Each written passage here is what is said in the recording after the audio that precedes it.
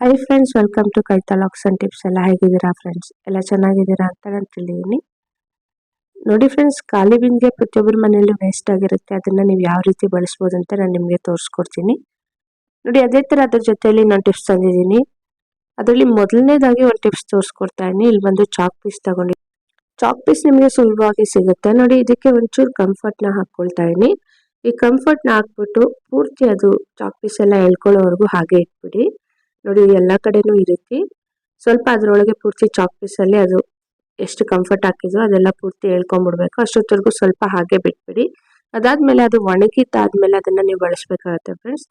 ಈ ರೀತಿ ಮಾಡೋದ್ರಿಂದ ನಿಮ್ಮ ಮನೆಯಲ್ಲಿ ಬಟ್ಟೆಗಳಲ್ಲಿ ಒಂದೊಂದ್ಸಲ ತೇವ ಬಟ್ಟೆ ಎಲ್ಲ ಕಬೋರ್ಡಲ್ಲಿ ಹಾಗೆ ಇಟ್ಬಿಟ್ಟಾಗ ಬ್ಯಾಡ್ ಸ್ಮೆಲ್ ಬರ್ತಿರುತ್ತೆ. ಆ ಥರ ಸ್ಮೆಲ್ ಏನೂ ಬರೋದಿಲ್ಲ. ಮತ್ತೆ ಈ ಸ್ಮೆಲ್ ಬರೋದ್ರಿಂದ ಜಿರಳೆ ಆಗ್ಬೋದು, ಬೇರೆ ಯಾವುದೋ ಚಳಿಗಾಲದಲ್ಲಿ ಎಷ್ಟೇ ಒಣಗಿಸಿದ್ರು ಬಟ್ಟೆ ಸ್ವಲ್ಪ ಆ ತೇವ ಹಾಗೆ ಇಟ್ಬಿಟ್ಟಿರುತ್ತೆ, ಅಂದ್ರೆ ತೇವಾಂಶ, ಅದರಿಂದ ಸ್ಮೆಲ್ ಬಂದ್ಬಿಡುತ್ತೆ. ಆ ಥರ ಸ್ಮೆಲ್ ಇರೋದಿಲ್ಲ. ಒಂದ್ಸಲ ಟಿಪ್ಸ್ನ ಟ್ರೈ ಮಾಡಿ ನೋಡಿ.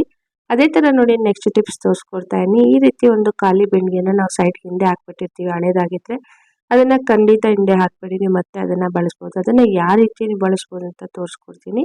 ನೋಡಿ, ಆ ಬಿಂದಿಗೆ ಒಳಗೆ ನೀವು ಪಾತ್ರೆ ಸಾಮಾನೆಲ್ಲ ಹಾಕಿಡ್ಬೋದು. ನೋಡಿ, ನಾನೊಂದು ಗ್ಲಾಸಸ್ ಹಾಕ್ಬೋದು. ಗ್ಲಾಸಸ್ ಜೊತೆಗೆ ಚಿಕ್ಕ ಚಿಕ್ಕ ಕಪ್ ಸಹ ಹಾಕಿರ್ತೀನಿ. ಪಾತ್ರೆನ ಜೋಡ್ಸಕ್ಕೆ ತುಂಬಾನೇ ಜಾಗ ಇರಲ್ಲ ಅಂದಾಗ ನೋಡಿ, ಈ ರೀತಿ ಚಿಕ್ಕ ಚಿಕ್ಕ ವಸ್ತುಗಳೆಲ್ಲ ಇದರಲ್ಲಿ ತುಂಬಾ ಹಾಕಿಡ್ಬೋದು.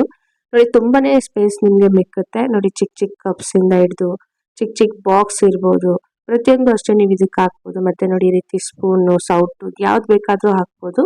ಅದಾದ್ಮೇಲೆ ನೋಡಿ, ಅದ್ರ ಮೇಲೆ ಸಹ ಅಷ್ಟೇ ಈ ರೀತಿ ಒಂದು ಪಾತ್ರೆಗಳ ಒಂದರೊಳಗೆ ಒಂದು ಹಾಕಿ ಇಟ್ಬಿಟ್ಟು ನೀವು ಎಷ್ಟು ಬೇಕಾದ್ರೂ ಇದ್ರ ಮೇಲೆ ಜೋಡಿಸ್ಕೊಬೋದು.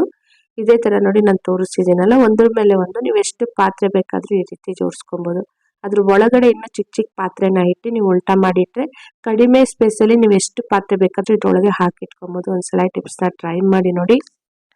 ನಾನು ಮಾಡಿರೋ ಈ ಟಿಪ್ಸ್ ಇಷ್ಟ ಆಗಿದ್ರೆ ಪ್ಲೀಸ್ ಲೈಕ್ ಕೊಡೋದು ಮಾತ್ರ ಮರಿಬೇಡಿ. ಅದೇ ತರ ನನ್ನ ಚಾನಲ್ನ ಸಬ್ಸ್ಕ್ರೈಬ್ ಮಾಡಿ, ಬೆಲ್ ಬಟನ್ ಕ್ಲಿಕ್ ಮಾಡಿ, ಇನ್ನೂ ಹೆಚ್ಚಾಗಿ ನೋಟಿಫಿಕೇಶನ್ ನಿಮಗೆ ಬರುತ್ತೆ. ಅದೇ ತರ ನಾನು ಮಾಡಿರೋ ವಿಡಿಯೋ ಇಷ್ಟ ಆಗಿದ್ರೆ ಫ್ಯಾಮಿಲಿ ಮತ್ತೆ ಫ್ರೆಂಡ್ಸ್ಗೆಲ್ಲ ಶೇರ್ ಮಾಡಿ.